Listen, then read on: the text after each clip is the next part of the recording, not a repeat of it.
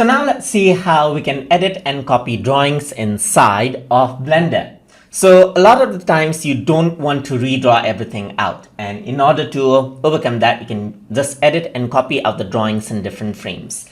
So to do that, if I were to go around and then draw something out right here, and let's say I want to do a frame by frame animation of it, then I can go around over here onto draw and then go to edit right here. So once I do that, you can see that this is what I have. So I can go around into another frame right here. Then I can go around and then move this. Literally, I can select this and move this. So I'm going to press A on my keyboard and then move it. And what happens is that the other frame right here is a copy, as you can see. I can do the same right here and then move this out over here as well. Go around and then move this. And now what happens is that a copy of those frames is made out just like that, as you can see.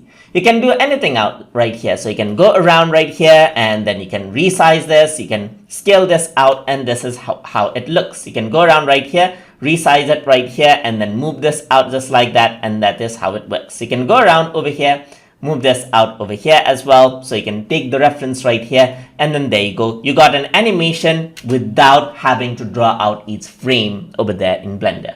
And that is how you can edit and copy drawings directly by using the move edit and move tool and then the other tools inside of Blender. So hope you guys learned something as always. And as always, please like, comment, share and subscribe.